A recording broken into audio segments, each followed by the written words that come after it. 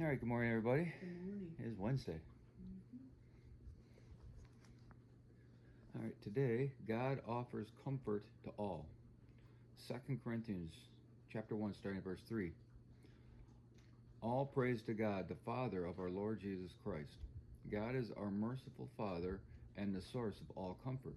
He comforts us in all our troubles so that we can comfort others. When they are troubled, we will be able to give them the same comfort God has given us. For the more we suffer for Christ, the more God will shower us with his comfort through Christ. Even when we are weighed down with troubles, it is for your comfort and salvation.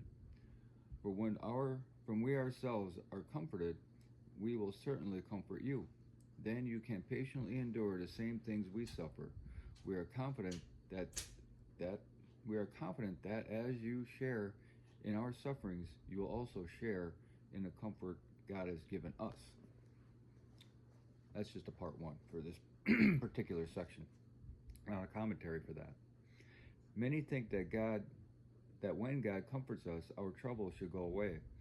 But if that were always so, people would turn to God only out of desire to be relieved of pain and not out of love for him. We must understand that being comforted can also mean receiving strength, encouragement, and hope to deal with our troubles. The more we suffer, the more comfort God gives us. If you are feeling overwhelmed, allow God to comfort you. Remember that every trial you endure will help you comfort other people who are suffering similar troubles. Suffering for Christ refers to those afflictions we experience as we serve Christ.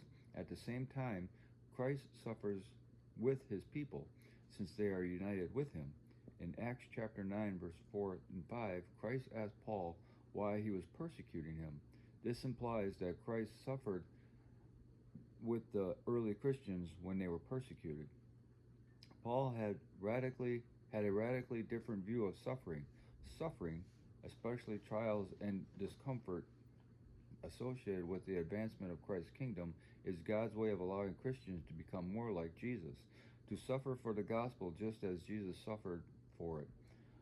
Philippians chapter 1 verse 29 and chapter 3 verse 10.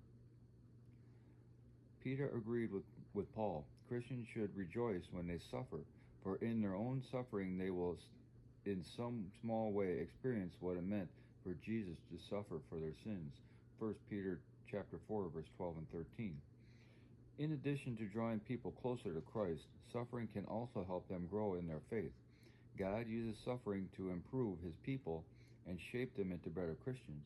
In fact, suffering should be thought of as the necessary pain that accompanies spiritual growth. In Romans, Paul noticed that suffering produces perseverance, which in turn produces Christian character. Romans chapter 5 verse 3 and 4. And see also James chapter 1 verse 3 and 4, 2 Peter chapter 1 verse 6, and Revelation chapter 2 verse 2 and verse 19. This passage highlights another benefit to suffering. It teaches the sufferer how to encourage others who are also suffering. Okay. It just makes me think, take Daniel in the lion's den, for example. God did not remove him from the lion's den, but he stayed with him and protected him. It was still scary. It was still uncomfortable. It was still nervousness. It was still all those things. The problem did not go away, but God protected him in the problem. The three men in the furnace? Yeah, Shadrach, Meshach, Abednego. Yep. The heat was still there. The uncomfortableness was still there, but they were protected in their problem. Yeah. Yeah, it's hard to relate to somebody's problems if you haven't done it yourself. And I think that's part of the process is we go through our own problems and Christ is with us because he has. We forget that Jesus, before his ministry, he had 30 years on this earth as a normal person. Now he never sinned, so I can't say a normal person, but he lived a life that the rest of us did. So he had the issues of dealing with people and, you know, all that, being slighted by somebody, all the things that we go through, right? Puberty, you know, ridicule, all those things. Yep. So we only think about him in his ministry, but we forget that he had a life before that, right? Which he had to deal with work, everything. You know, so.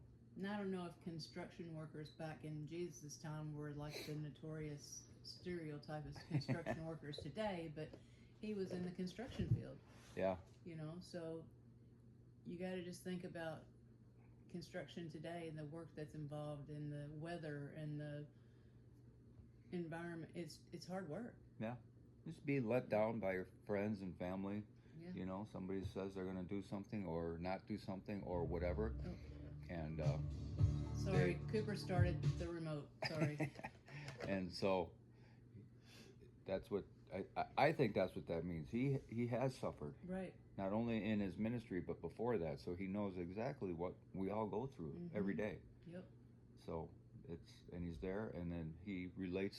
He knows how to relate to us, and then he helps us to relate to somebody else in some particular way. All right, we will finish this next time we get together. Hope everybody has a glorious day, and we'll talk to you later.